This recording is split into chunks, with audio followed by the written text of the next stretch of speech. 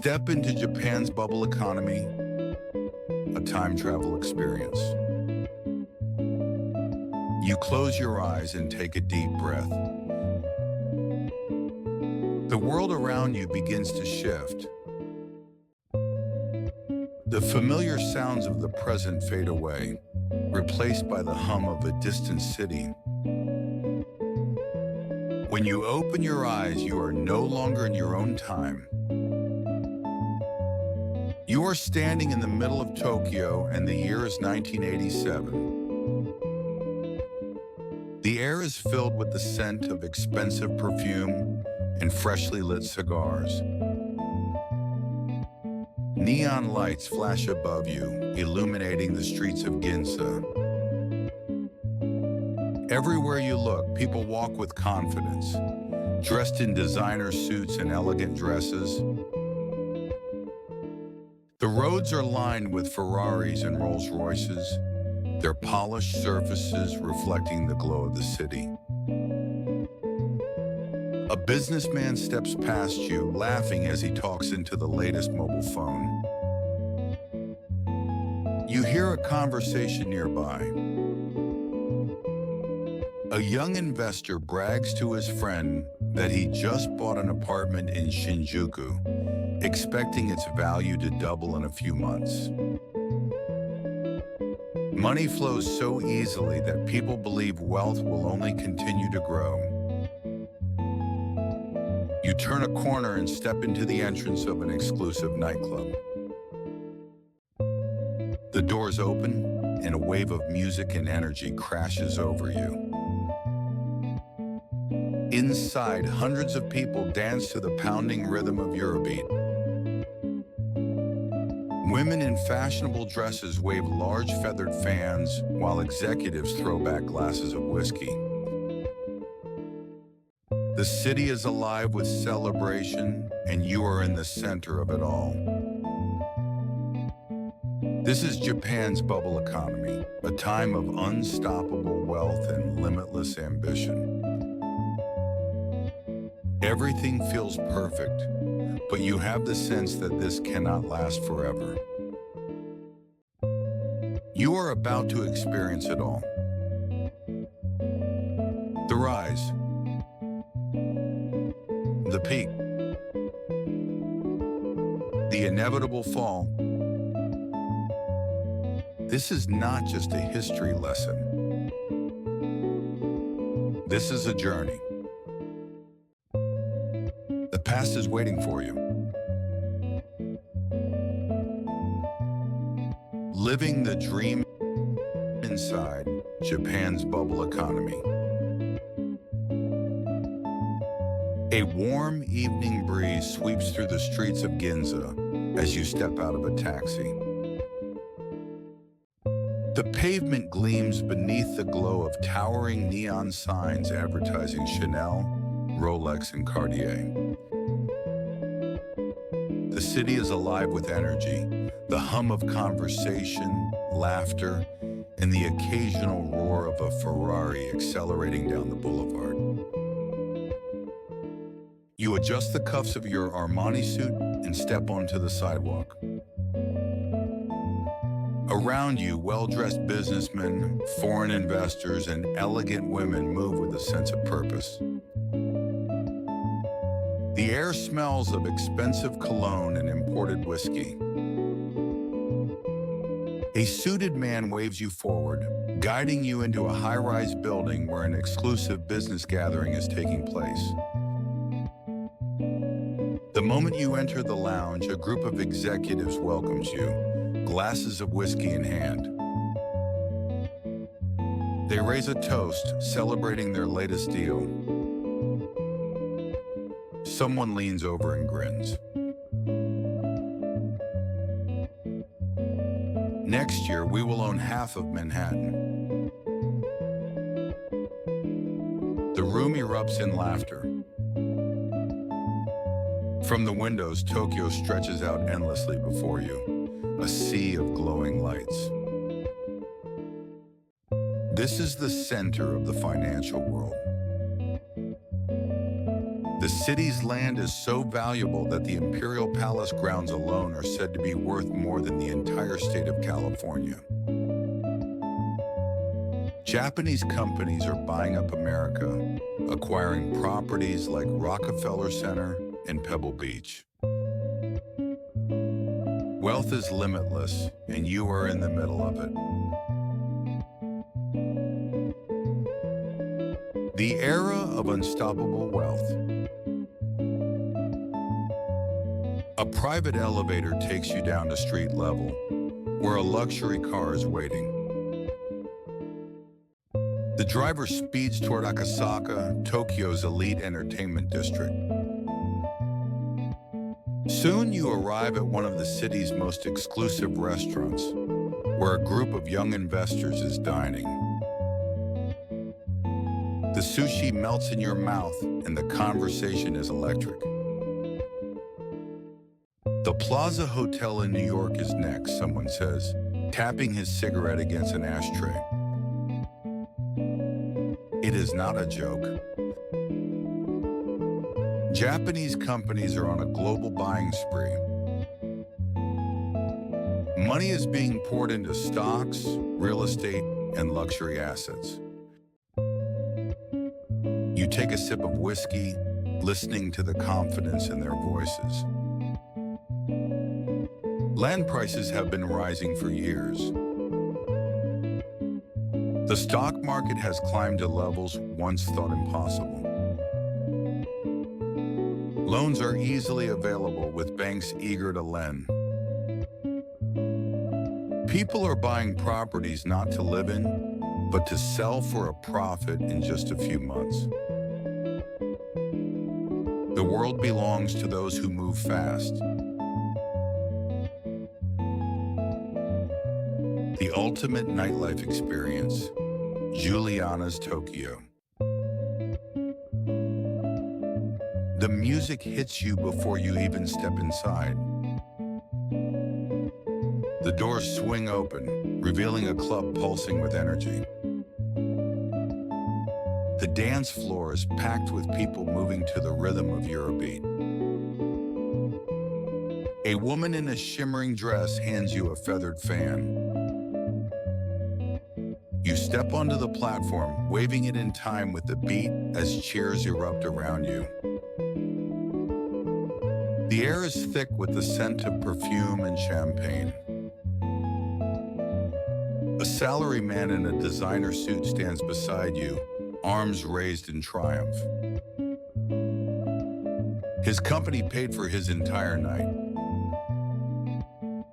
In this era, corporate credit cards cover everything: drinks, meals, even luxury cars for top executives. You take in the scene, realizing that this is not just a club. This is a symbol of the times. A world where excess is the norm and the future holds only endless prosperity. The madness of the bubble economy. The days are a blur of business meetings, real estate deals, and lavish parties. You wake up in a penthouse apartment overlooking the city, the skyline stretching endlessly in all directions. Your latest investment? A high-end apartment in Akasaka, purchased with a loan that required no collateral. By next year, it should be worth twice as much. Everyone is doing it. At lunch, a banker leans in and whispers a secret. The government will never let the market crash. You nod. It makes sense. Japan has become the world's second largest economy. Why would they let that slip away? But then, a thought lingers in the back of your mind. What if he is wrong? December 1989, peak of the bubble. The final months of the decade arrive, and the celebrations grow even bigger. Champagne bottles are emptied faster than they can be refilled. Everyone is talking about the future. The Nikkei stock index hits an all-time high of 38,915 points. In a luxury lounge high above the city, you watch as investors toast to their success. A friend leans over, laughing. "This is just the beginning," he says. You believe him. Why wouldn't you? Everything in Tokyo is rising. Land prices are soaring. Wealth seems permanent. You step out onto the balcony, looking over the endless city lights. The night is warm, the air still. From this height, Tokyo feels invincible. And yet, in the quiet of the moment, something feels different. For the first time, you wonder, what happens when something reaches its peak? But you push the thought away. For now, the music is still playing, and the party is far from over. Cracks in the empire. The fall of Japan's bubble. The phone rings before sunrise. You blink in the darkness, reaching for it with one hand while trying to shake off the remnants of last night's celebration. The voice on the other end is shaking. The Bank of Japan just raised interest rates. You sit up, suddenly awake. What? They just made the announcement. Loans are going to tighten. The real estate market is already slowing. Your mind races. For years, banks have handed out money without hesitation. The entire economy has been fueled by debt, and nobody thought twice about it. But if the flow of money slows, what happens to the investments? The voice on the phone continues. You need to sell. Now. You glance around your luxury apartment. Just a few weeks ago, you bought another property in Akasaka, expecting its value to double within a year. For the first time, you feel uneasy. You hang up, pull open the curtains, and look out at Tokyo's skyline. Everything still looks the same. The lights are still bright. The streets are still full of energy. But deep down, something feels different.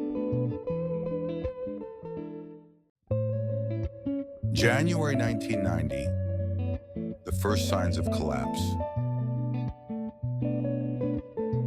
The office feels colder than usual as you step inside.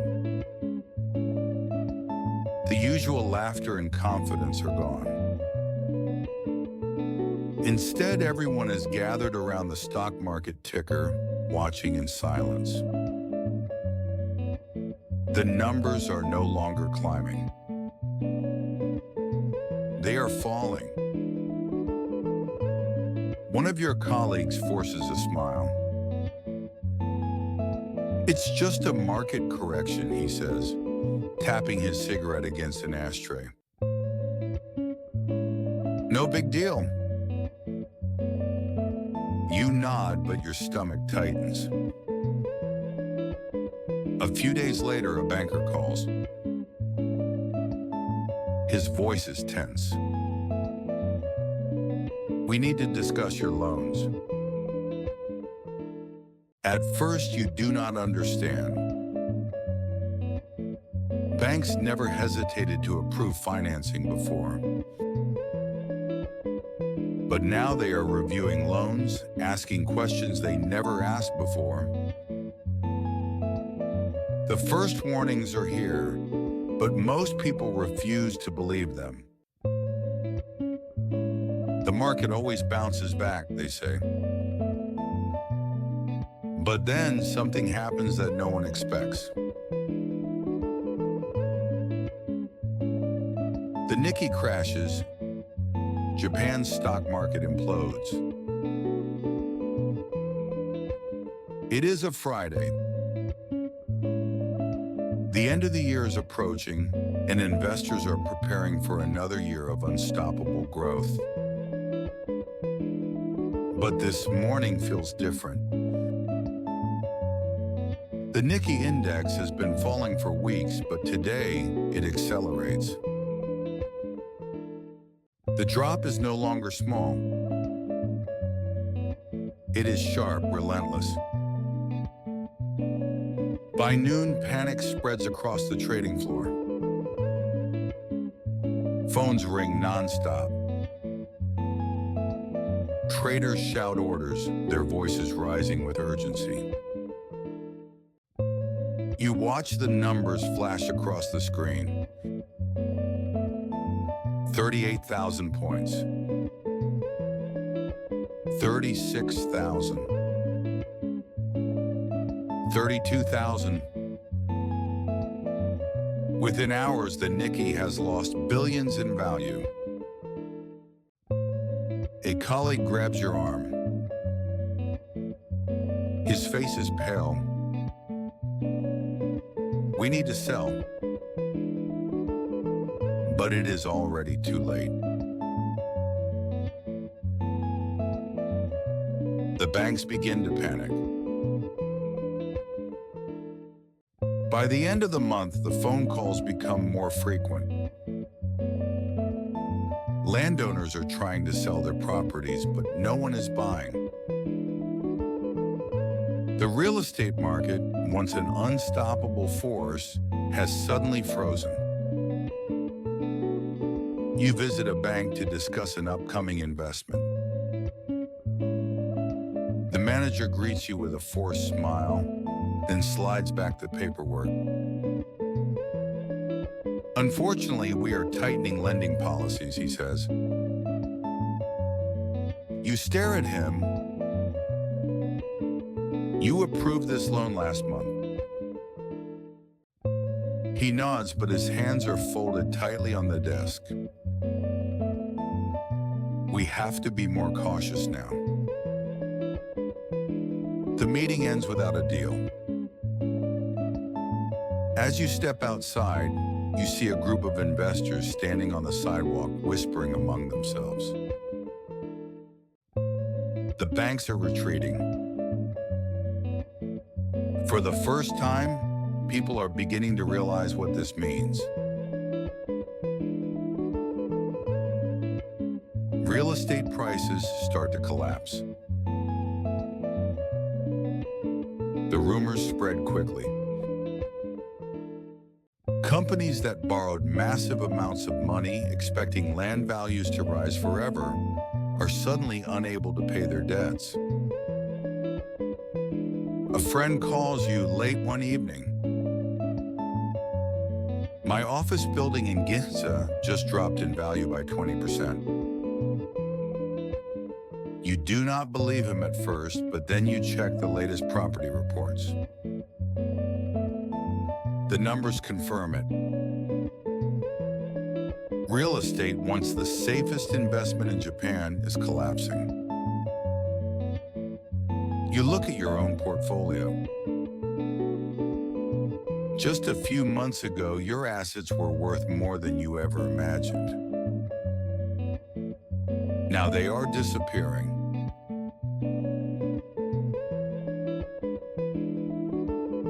The banks collapse, the financial system crumbles. By the time the newspapers begin reporting on the crisis, it is already too late. The biggest banks in Japan are drowning in debt. For years, they approved loans with no security, expecting endless growth. Now the defaults are piling up, and the entire financial system is at risk. One by one, the cracks widen. The Bank of Tokyo reports massive losses. Sumitomo Bank announces emergency restructuring. The Long-Term Credit Bank of Japan, once one of the most powerful institutions in the country, is on the brink of collapse. You sit at your desk staring at the phone. Calls keep coming in, but you do not answer.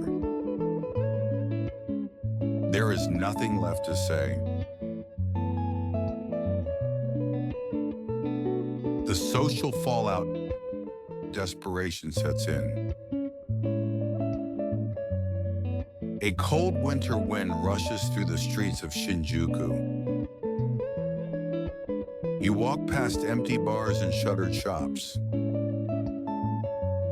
The neon lights are still on, but the energy is gone. A group of men sit hunched over on the sidewalk, whispering among themselves. You recognize one of them. Just last year, he was at the same business meetings, making the same deals. Now he looks like a stranger.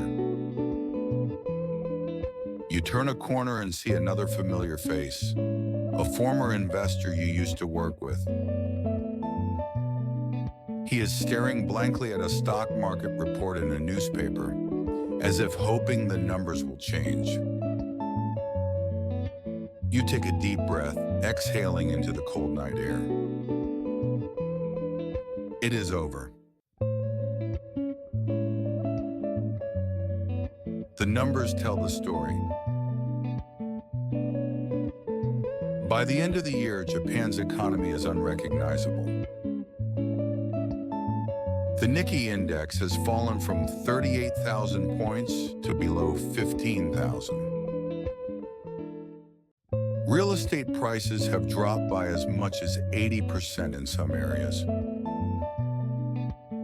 Banks are drowning in trillions of yen in bad loans.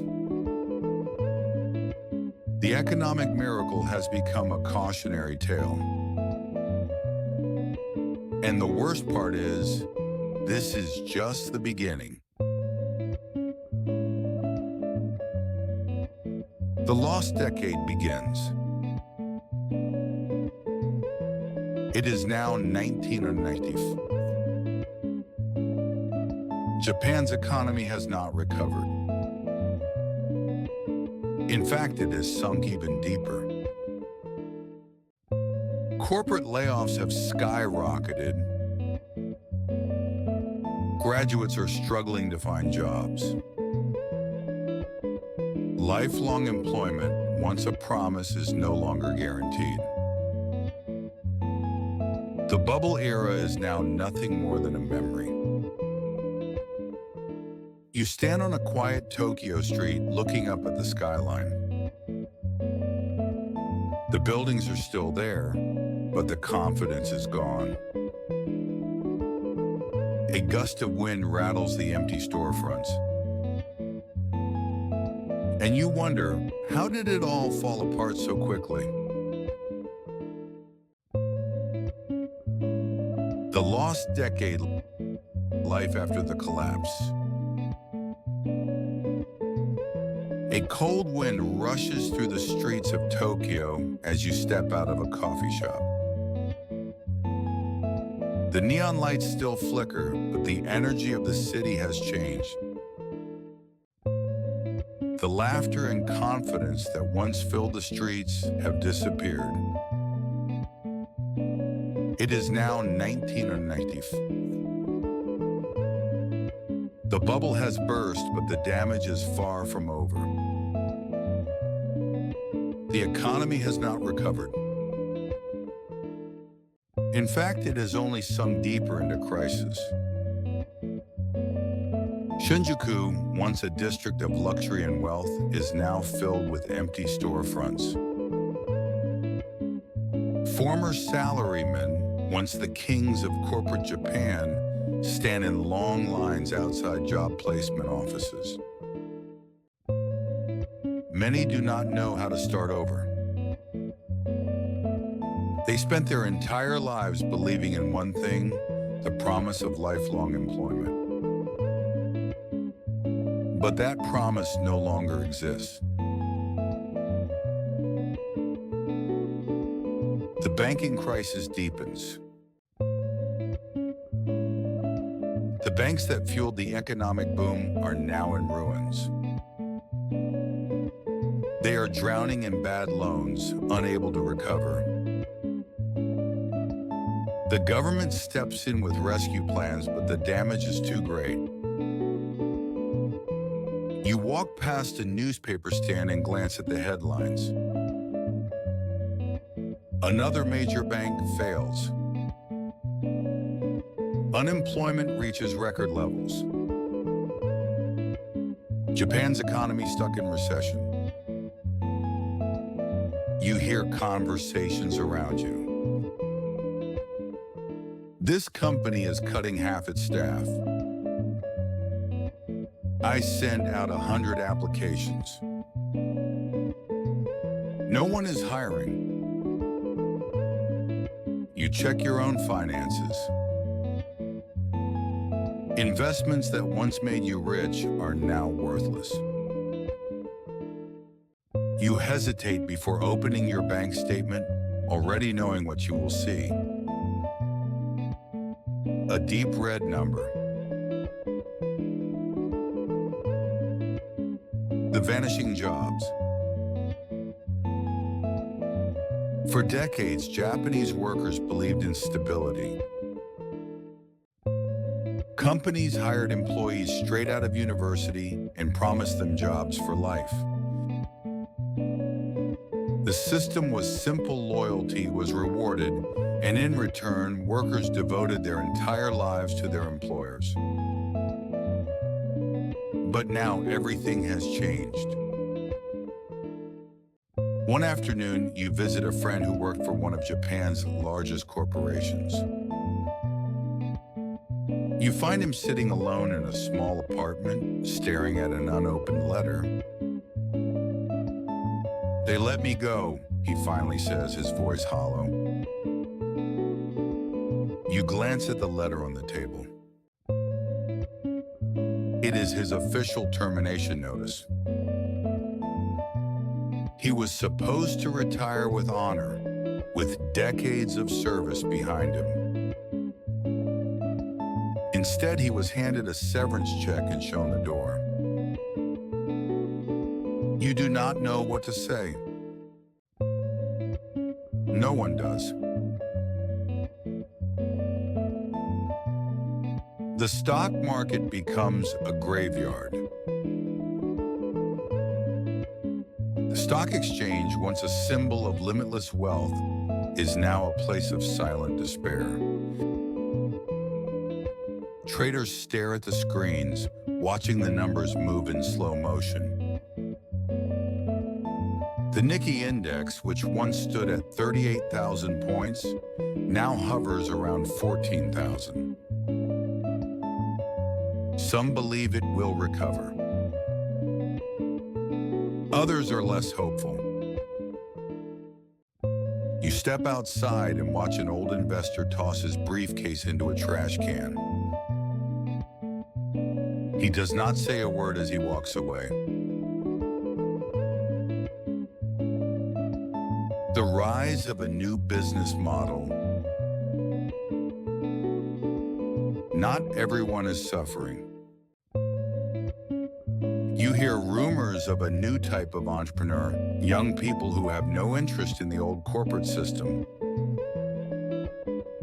They do not want to spend their lives in the same company, working endless hours for a salary that no longer guarantees stability. Instead, they are taking risks. You walk into a tiny office in Shibuya, where a group of young business owners is discussing new ideas. "We are going to build something different," one of them says, eyes shining with ambition. They talk about technology, new industries, global markets. They refuse to rely on the old system. They believe that if Japan is going to recover, it will not be through its traditional corporations. It will be through change. The housing market collapse. Real estate, once considered the safest investment, has become a nightmare. Entire neighborhoods in Tokyo have lost more than half their value. The luxury apartments that people fought to buy during the bubble era are now being auctioned off at a fraction of their original price. A friend calls you one night, his voice shaking. "I have to sell my apartment." You hesitate before answering. "How much are you asking?" He sighs. "A lot less than what I paid." You visit him the next day. The walls are bare, the furniture already packed. He hands you a real estate listing. You glance at the price and feel your stomach tighten. It is worth almost nothing. A nation in silent despair. The economy is not collapsing anymore. It is simply not moving. The newspapers call it the lost decade. You see it everywhere. Families tighten their budgets. People stop going out as often. The once famous Ginza shopping district is quieter, its luxury stores struggling to survive. Even the nightlife has changed. The extravagant parties of the bubble era are gone. The nightclubs that once charged outrageous entry fees now offer discounts just to stay open. One evening, you walk into a small bar in Shinjuku. The bartender recognizes you from years ago. "You used to come in with a big group," he says. "Haven't seen them in a while." You nod, but do not answer. Some left the country. Some changed careers. Some lost everything. Nobody talks about the past anymore. The slow path to recovery. It takes years before the first signs of hope appear. A new industry begins to rise: technology. Small startups begin to grow, focused on software, electronics, and innovation. Japan, once obsessed with land and stocks, slowly shifts toward a different future. But for many, the scars remain. People who lost their savings never fully recover. Workers who were laid off never return to their old positions. The promise of lifelong stability is gone forever. Japan will rebuild, but it will never be the same. You stand at the top of a high-rise building, looking down at the city. The lights still shine, but the illusion is gone. The bubble era is nothing more than a memory now. You close your eyes and take a deep breath. It is time to move forward. A new Japan, the rise of technology and innovation. A light drizzle falls over Tokyo as you step onto the platform at Shibuya Station. The neon lights of the city reflect in the wet pavement, but the energy in the air is different from what it once was. The old world of high-stakes real estate deals and champagne-fueled business meetings is gone. In its place, something new is taking shape. The lost decade left deep scars, but Japan is not standing still. A different kind of ambition is emerging, one not built on land speculation or stock market gambles, but on something more tangible. The future is no longer in skyscrapers. It is in technology, innovation, and ideas. The country is searching for a new path forward, and you are standing at the heart of it. The rise of a digital economy. You walk past a billboard advertising the latest mobile phones. The devices are sleek, compact, and unlike anything seen before. Japan is leading the way in electronics, and the world is paying attention. Inside a coffee shop, a group of young engineers huddles around a laptop, discussing a new project. Their excitement is contagious.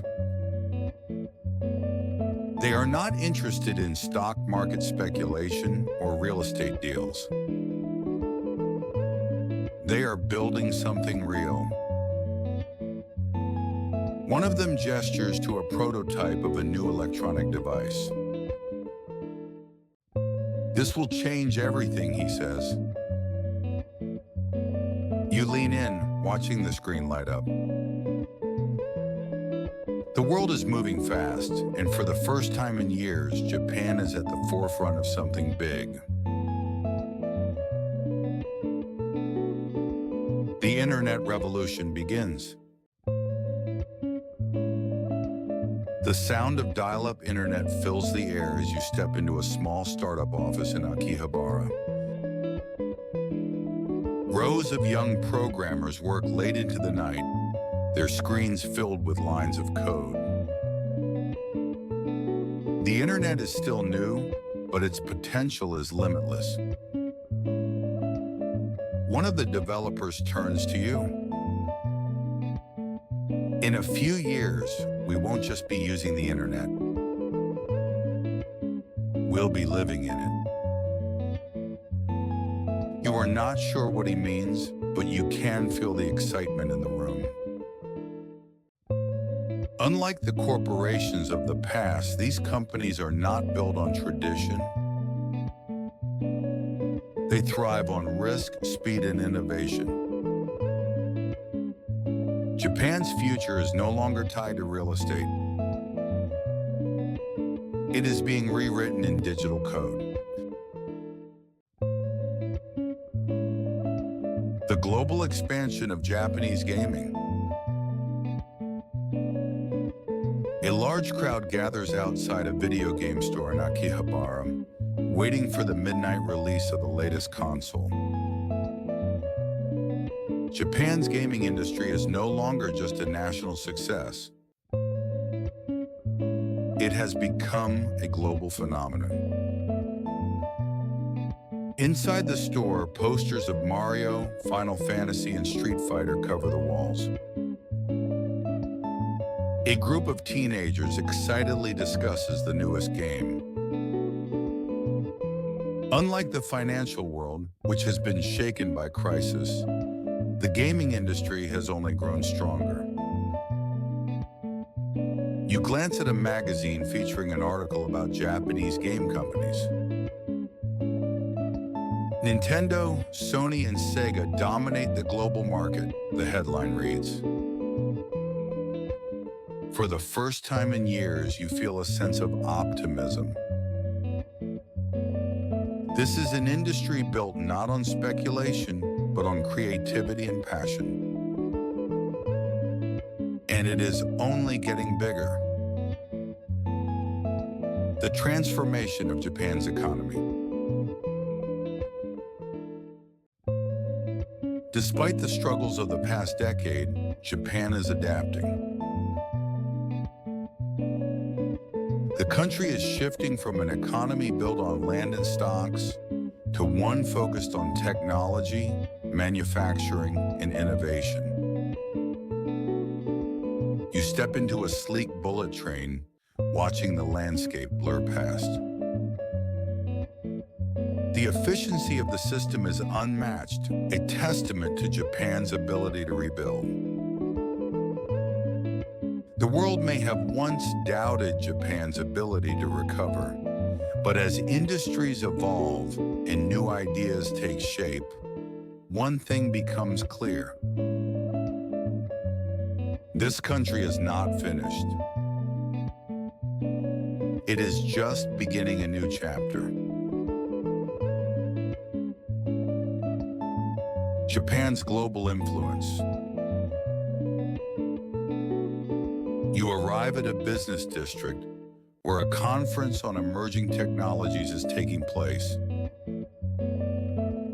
Investors and entrepreneurs from around the world have gathered, eager to see what Japan will do next. The old corporate giants are still present, but it is the young innovators who are stealing the spotlight. They are discussing artificial intelligence, robotics, and mobile technology. One entrepreneur stands on stage, presenting a new concept. We are not trying to rebuild the past, he says. We are creating the future. The audience erupts into applause. A cultural renaissance. The shift is not just economic. A new cultural wave is sweeping through Japan. The music scene is evolving, with J-pop artists gaining international recognition. Anime, once considered a niche market, is now a global force, with studios producing films and series that captivate audiences worldwide. You walk through Harajuku, where young people express themselves through fashion, art, and music. There is a vibrancy in the air, a sense that this generation is forging its own path. For the first time in years, Japan is not just trying to recover from the past. It is embracing the future. The lessons of the bubble era. The mistakes of the past are not forgotten.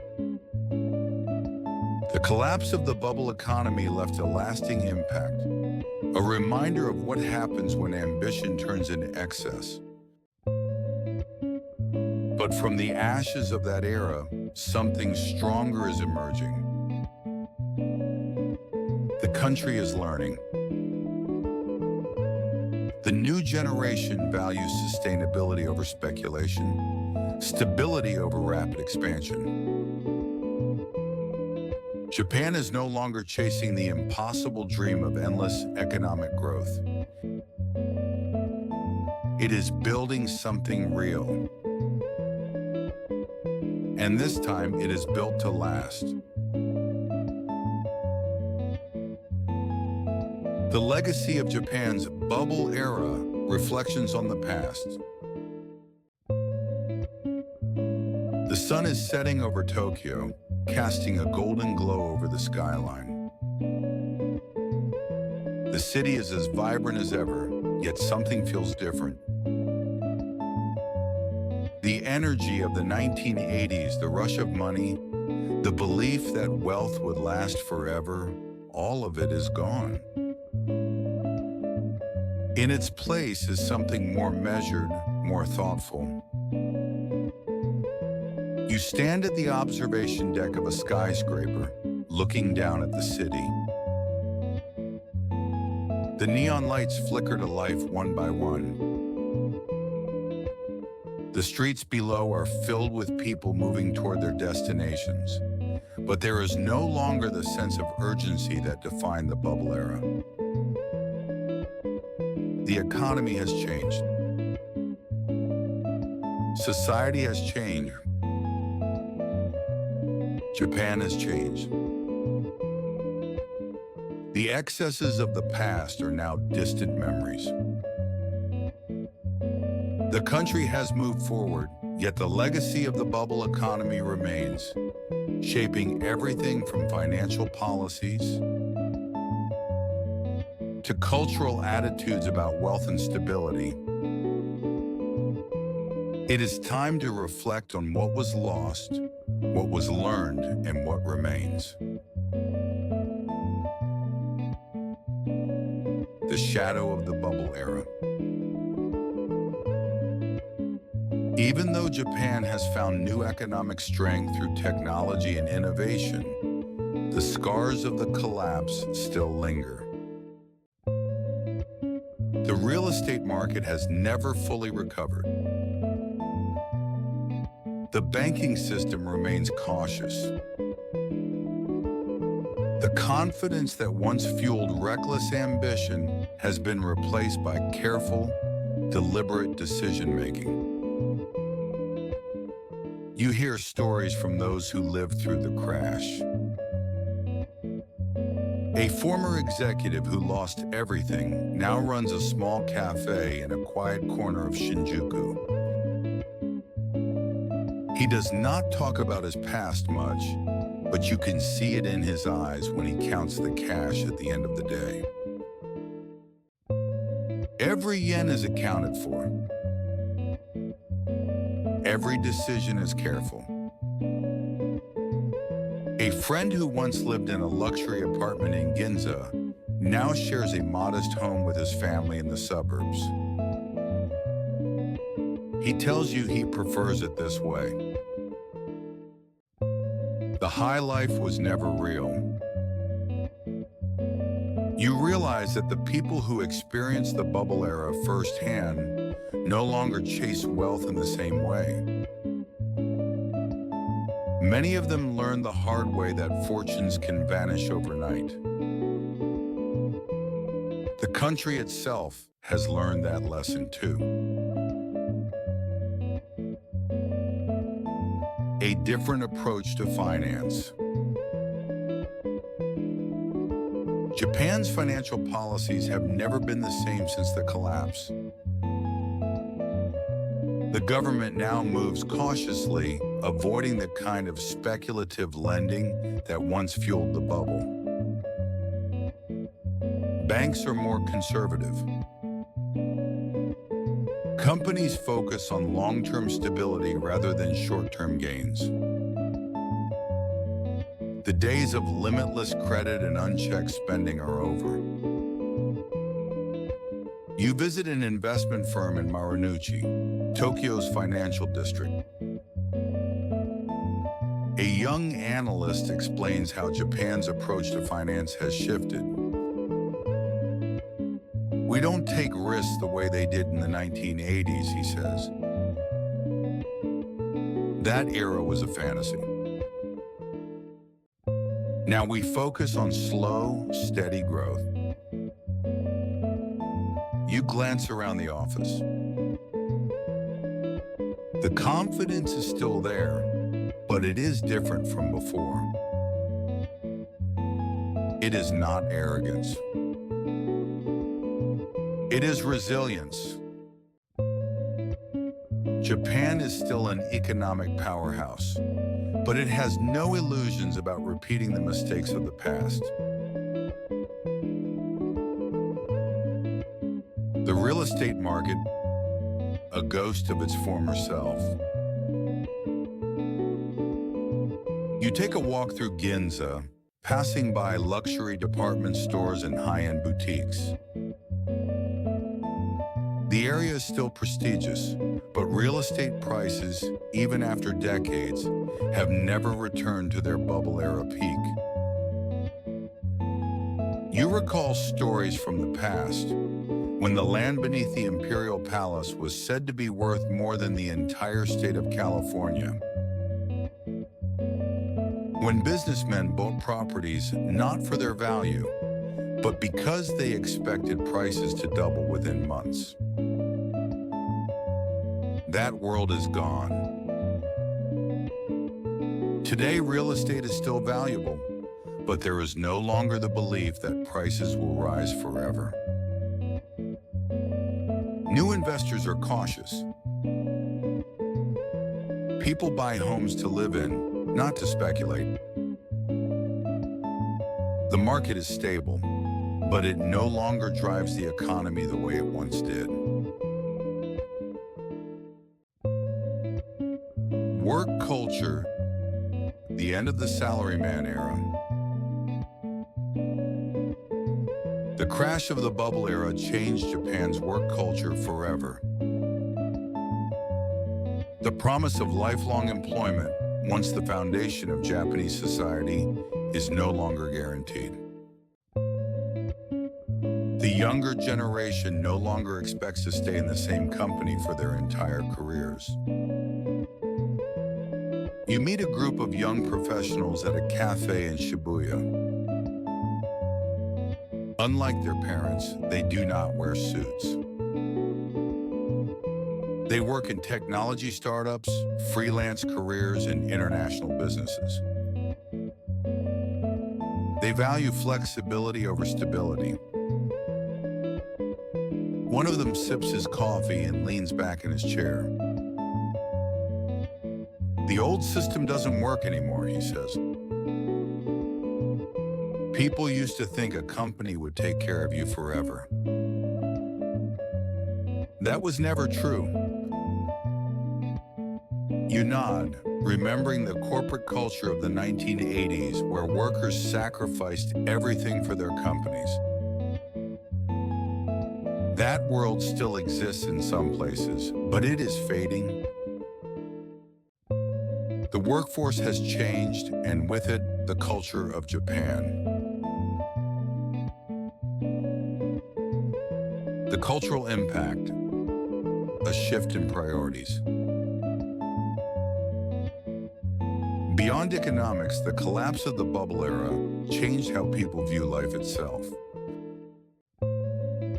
The extravagant spending of the 1980s has given way to a culture of minimalism and practicality.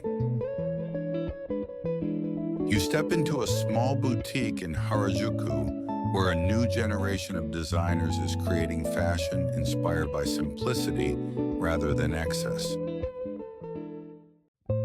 The store owner explains how attitudes have shifted. People used to buy brands to show off, she says. Now they buy things that have meaning. It is not just fashion. Japanese society as a whole has changed. People no longer measure success purely by wealth. Creativity, experiences, and personal fulfillment have become more important than material possessions. The country that once believed in luxury now values something deeper. What was lost, what was learned? You take a moment to reflect on everything that has changed. The bubble era was a time of dreams and illusions. It It was a time when people believed that wealth would last forever, that Japan would surpass the United States, that the economy had no limits. That world ended in tragedy. Fortunes disappeared overnight. Companies collapsed. A generation was left to rebuild. But in the years that followed, Japan found something more valuable than endless growth. It found balance. The country is no longer chasing an impossible dream. Instead, it has learned the importance of stability, innovation, and resilience. The scars of the past remain, but they serve as a reminder of what happens when ambition turns into excess. You glance at the city skyline one last time. Tokyo is still here. It has changed, but it has not been defeated. It has simply grown wiser. Epilogue. Moving forward, the future beyond the bubble. The journey is over, but the story continues. Japan's bubble era was a defining moment in history, a lesson in what happens when an economy grows beyond control. The collapse reshaped the country, forcing it to adapt, evolve, and find new ways to thrive. The past cannot be changed, but the future is still unwritten. As you take a final step back into the present, you carry the lessons of this journey with you. The world is always changing. Success is never guaranteed. The only thing that truly lasts is the ability to adapt. Japan's story is proof of that. And now the future awaits. Thank you for joining this journey. If you enjoyed this experience, consider subscribing to the channel for more immersive stories and historical explorations. The past is filled with lessons, and together we can continue to uncover them.